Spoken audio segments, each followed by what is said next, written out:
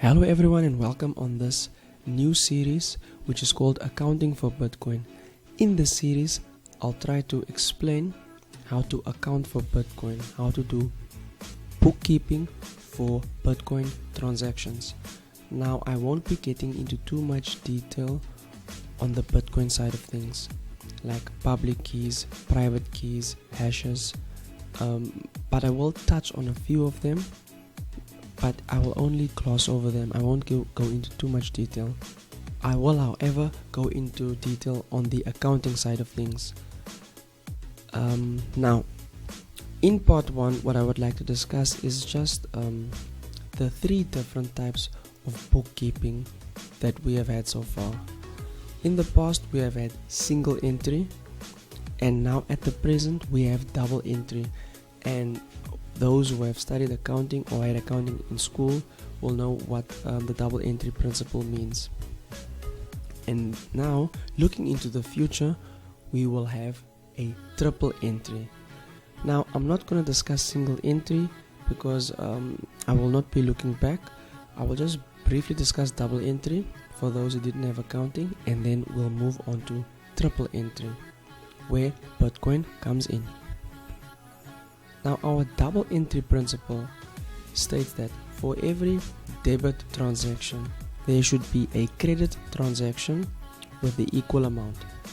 Now those of you who have studied accounting or had accounting in school, if you see these two accounts, this shows that money was received in our bank account for sales that we have made.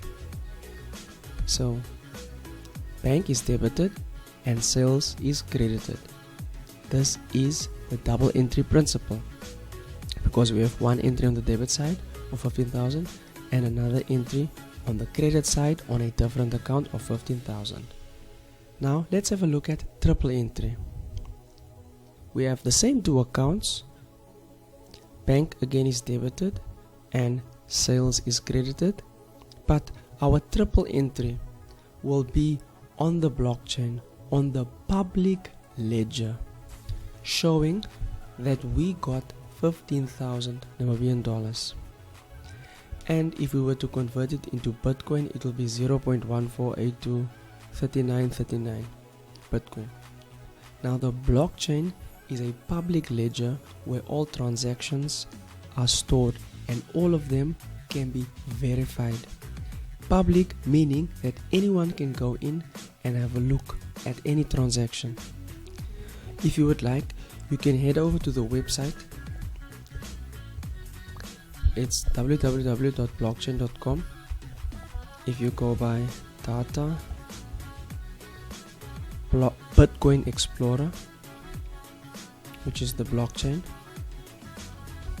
you can head over by transactions, and then you can view all of the transactions.